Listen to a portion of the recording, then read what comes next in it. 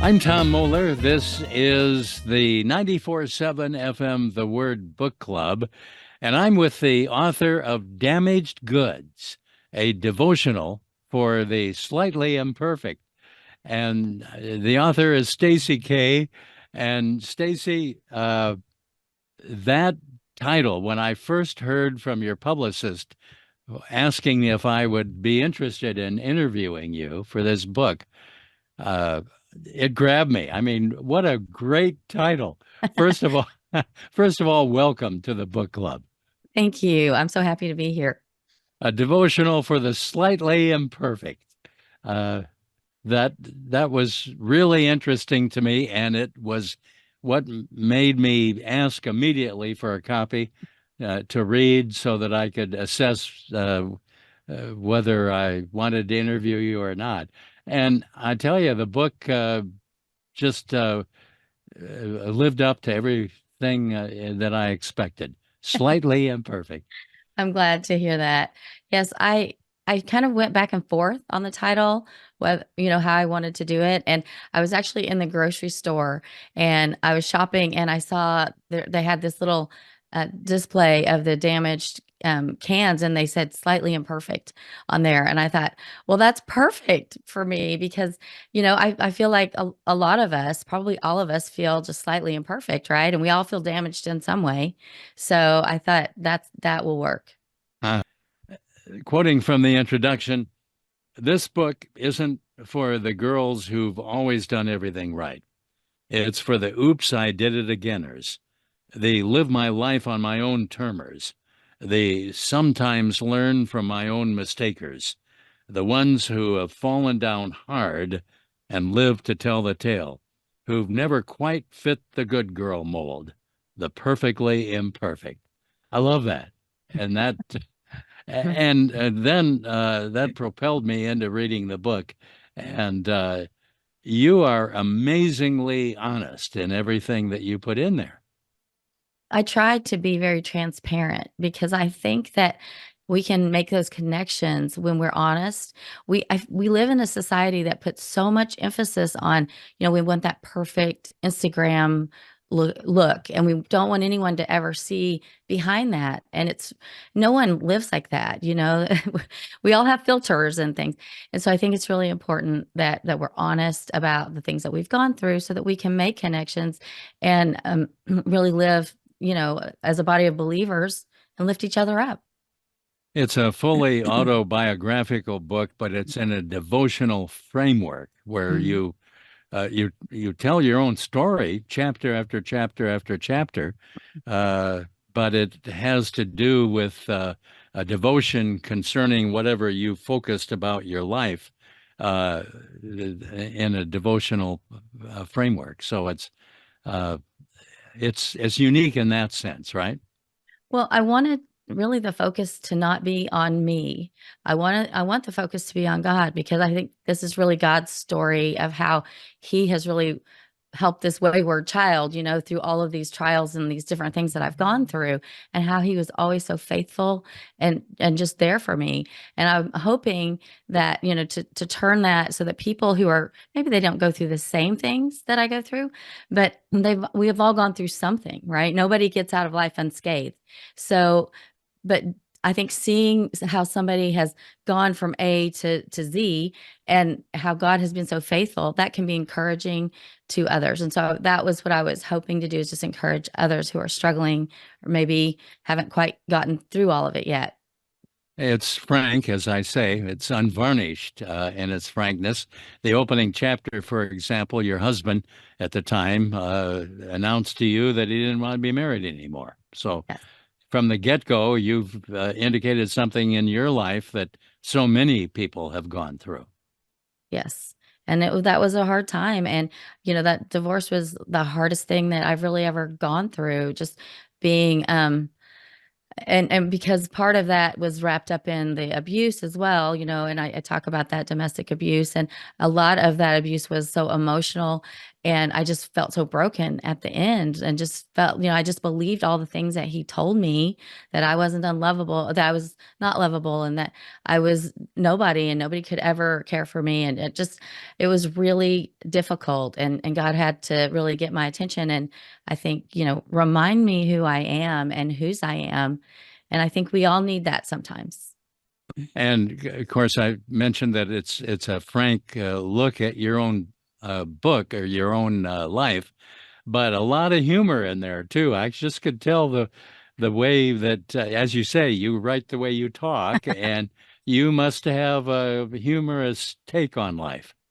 Well, I think you have to, because if you're too serious and get too wrapped up in it, I mean, I think it really brings you down. And I think that God has a sense of humor. I mean, look at some of the things He's created.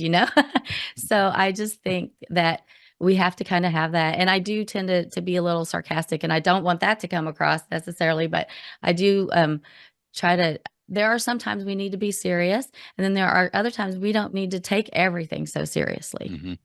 And your humor sometimes is very pleasingly self-deprecating. Well, because I think that's important that we remember, you know, our place and our station. And, we're not put here to be the judge. We're not put here. We're to be Jesus' hands and feet. And we're to point others to Christ. And that is our purpose here on earth. And so I don't think, no matter who we are, I think we need to remember that. I want to quote from the opening chapter of your book just to give people a flavor of how you write.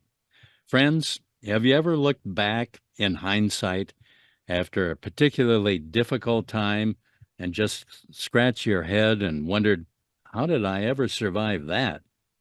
I've been there a few times, but there is a long period of my life where this happened repeatedly. It was like God was lifting the uh, lifting me over the hurdle at a time. It was as like God was lifting me over one hurdle at a time. I cannot explain it, just like I cannot adequately explain God's love, but I know how it feels. Yeah. And I really feel like sometimes I felt like it was just like wave after wave. And I did another podcast, and the lady, it was about trauma, and she said, that's really called trauma stacking, when you just go through one trauma after another, after another, after another. And that's kind of how I felt. But I also think I know that is what grew my faith so deeply. I was very young, and it really made me, I had grown up in the church, and we had the religion, and we had all of that, but I was really missing that really close relationship where it was really personal.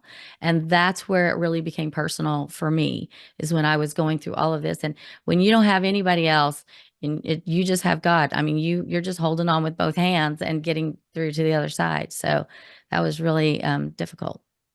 Boy, you mentioned trauma stacking. I can really relate.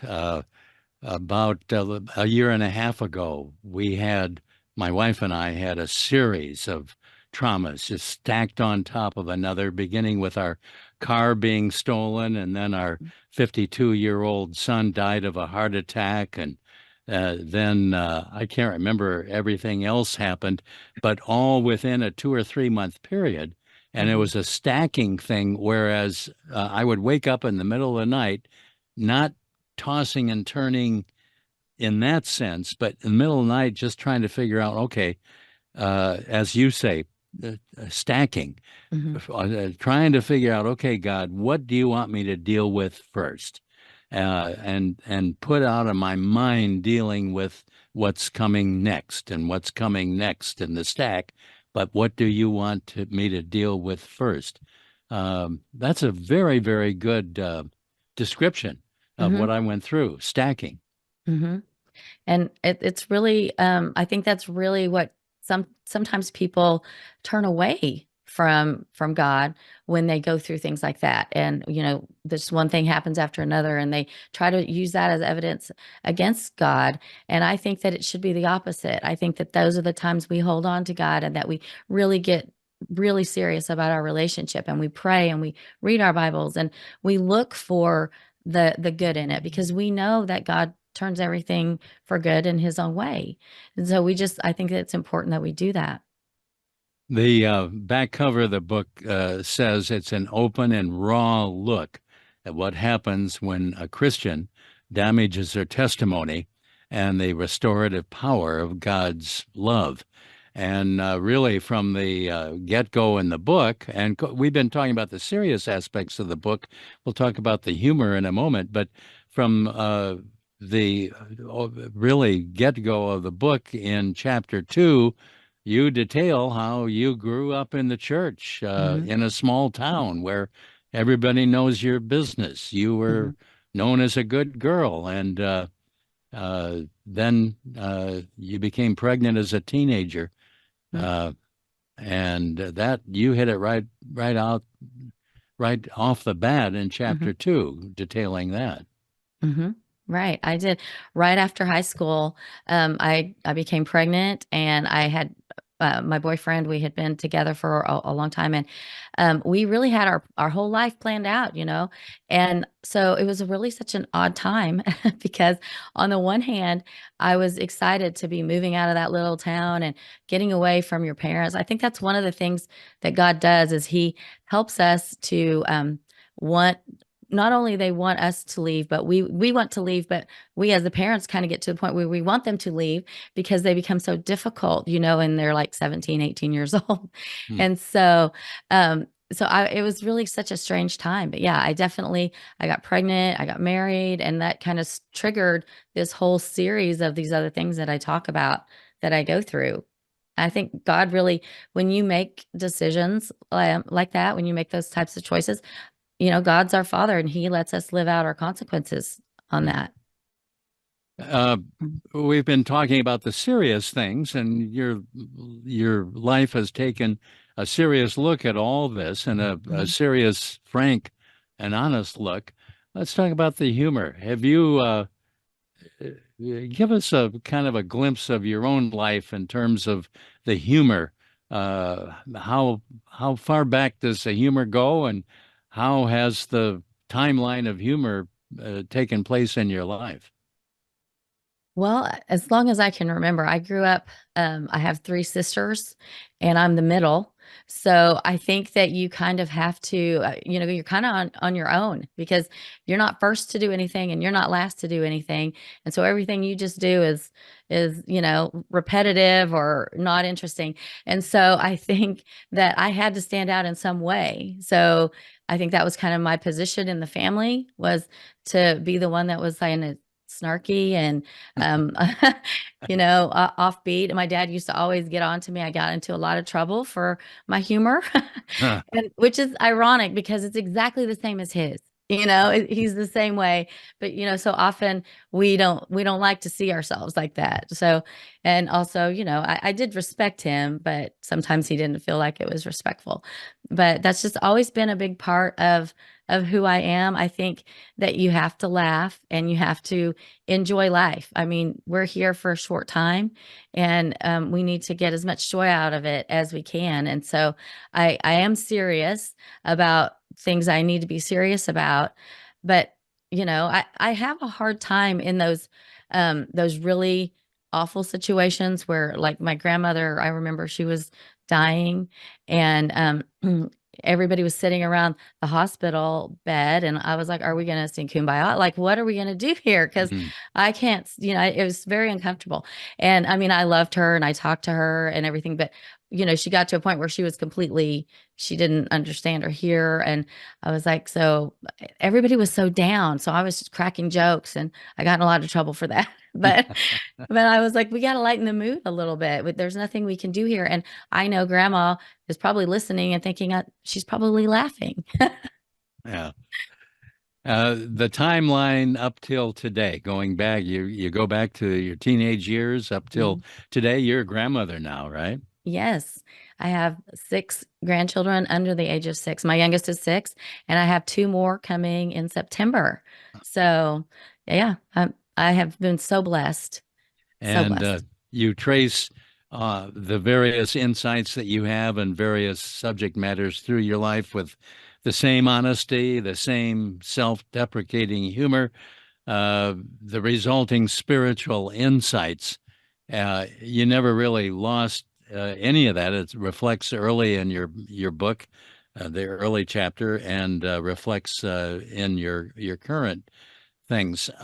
How let me ask you about your choice of the subject matter in Hmm. each chapter. We can read your book and really get some sense of your life, Hmm. from teenage right up to the present time. Uh, what how did you choose your chapters? By subject, by chronology, or give us a look into your choices? So I went and I did a brainstorm really of the um the things that I went through, just like the all of the little traumas and all the little stories that I wanted to talk about. And I kind of went through those, and some of them didn't make the cut, some of them did.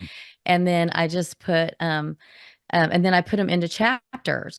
Well, and I had them all set like this. But then when I was working with an editor, they told me, it really needs to be chronological because while it makes sense to you, somebody who's not reading it or who's reading it and doesn't know your life is not going to be able to follow. So that really kind of threw me for a loop because I had it all, laid out a certain way. And I thought, oh, this is how I'll tell the story. And so then I ended up having to change it and go chronological. But yeah, I just really basically brainstormed all of my the things I wanted to have to talk about.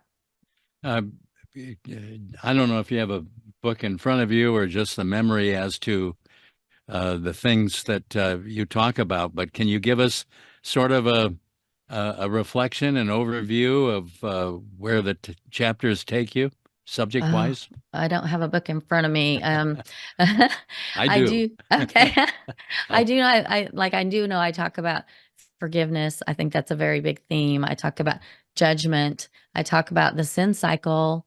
I talk about, remembering who you are, because I think as an empty nester, that became really a challenge for me. I talk about, uh, I'm trying to remember choices that you make. uh-huh. What am I missing? Well, I'll tell you what, let me do a Mm, quick run through. okay. Uh, the one where God shows up. Now here I gotta read over the top of my Okay. glasses that allow me to read, but they don't allow me to read. The one where Christians sin, the one about judgment, the one about God's healing, the one about anxiety, the one where God is in control, the one where God restores, the one about the sin cycle, the one about heeding God's warnings, the one where God answers prayers, the one about fear, the one about forgiveness, the one where God provides, the one about self righteousness, the one where God protects, the one where God's plan prevails, the one about strength, and then finally, before the conclusion, the one about you. Mm. You want to underscore a couple of those? Um, I thought fear was a big factor. So a lot of my editor really helped me with this because sometimes the chapters tended to be, kind of overlap. Mhm. And so I would try to rewrite and make sure that they were focused more on that particular thing.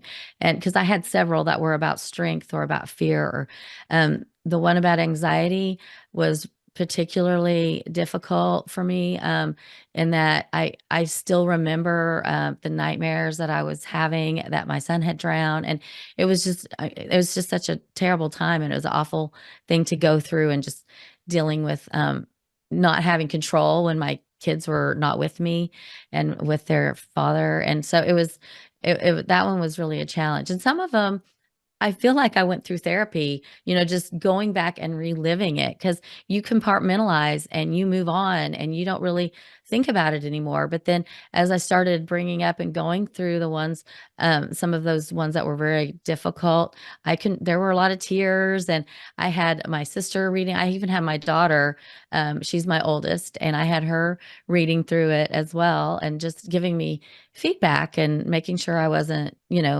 that it was one interesting, and I really because I struggle a lot with just that imposter syndrome about who wants to read about me. Like nobody wants to, who cares about that? So I wanted to make sure that it wasn't just about me, that it was really about God, and that people could relate to they can relate to me because of Jesus, and because of that commonality that we have.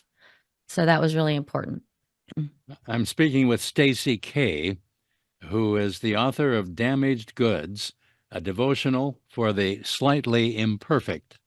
And as I say, that title engaged me from the very beginning, and it prompted me to ask for a copy of the book so I could talk to Stacy. And it is an autobiographical book in a devotional framework. Let's talk, Stacy, about the framework a little bit. Every chapter ends with a section, a really in-depth section, where the reader can reflect with the subject that you're dealing with, where the reader can get relevant scripture passages relevant Mhm. to that subject, and really do some deep diving Mhm. into situations that they similarly might Right. be facing that you have faced.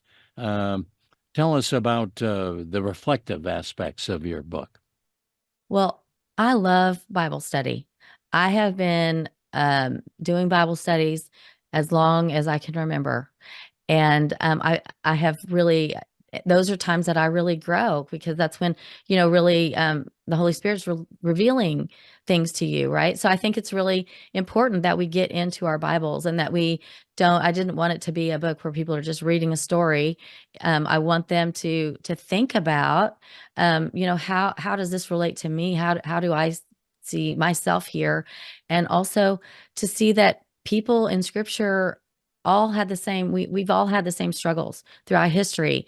And so that they could go back in there and they could see other people struggling with the same topics that we're still struggling with today. And so I was hoping that they'll, that will help them. And I've had some great feedback with people doing that and getting back, and told me that they had stopped reading their Bibles and they weren't reading, and that they've been reading my book and they've been doing the Bible study, and that's helped their relationship grow. And that's the whole point. So I've been so excited for that.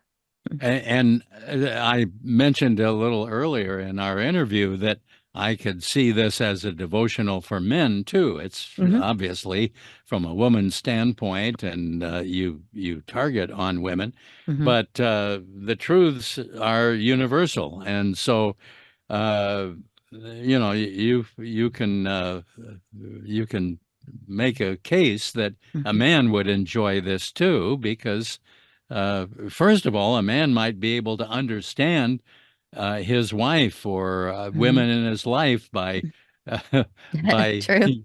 your transparency, but there are issues that a man faces too that you cover.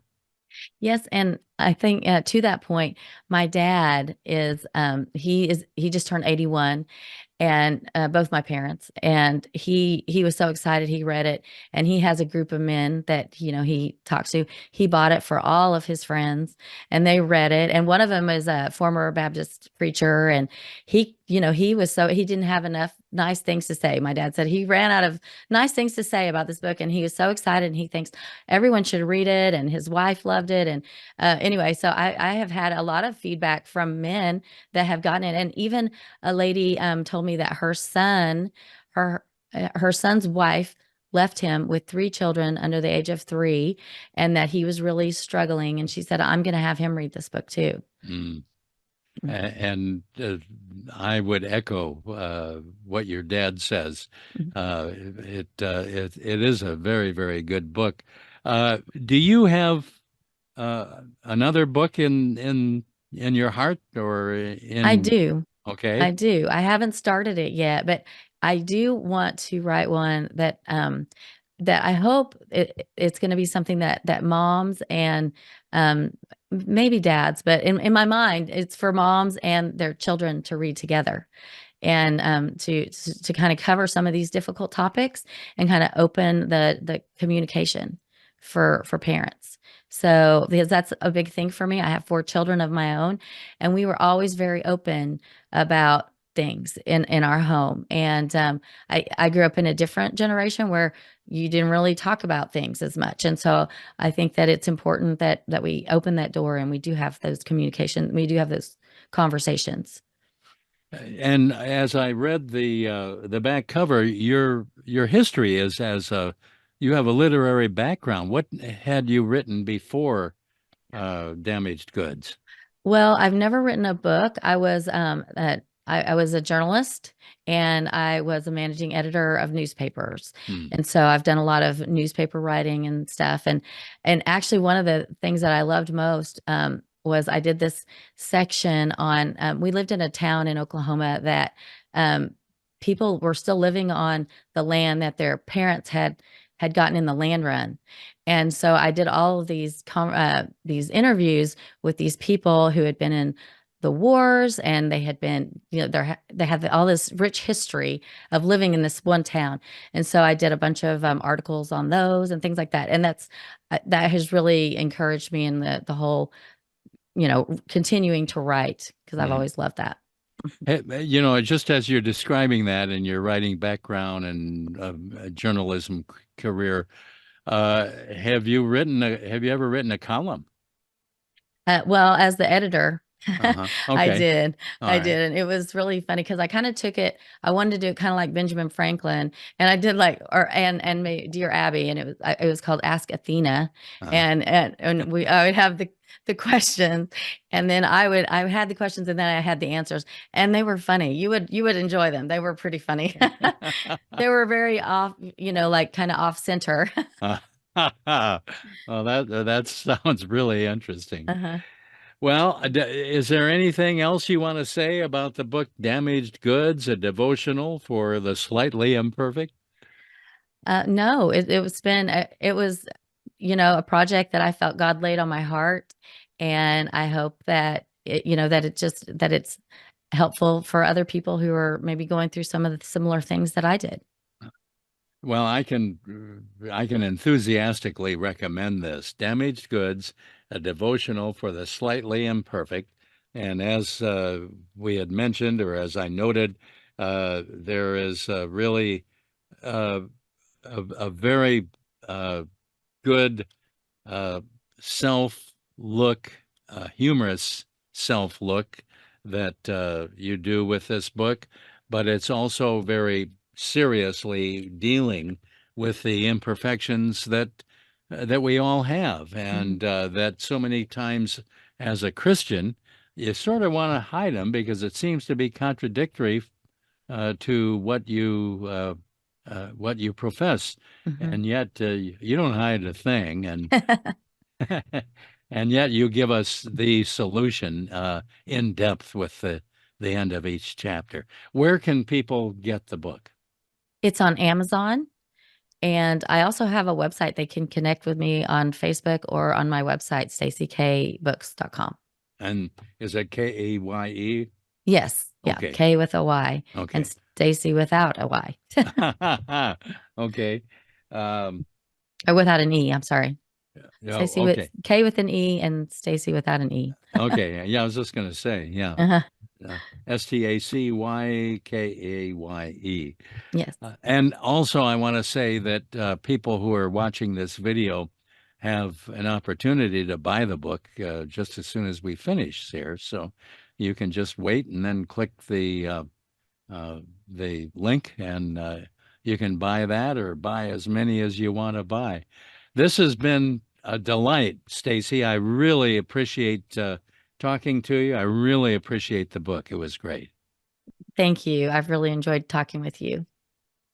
I'm Tom Moller. This has been the 94.7 FM The Word Book Club. My guest, Stacy Kaye, who wrote the book Damaged Goods, a devotional for the slightly imperfect.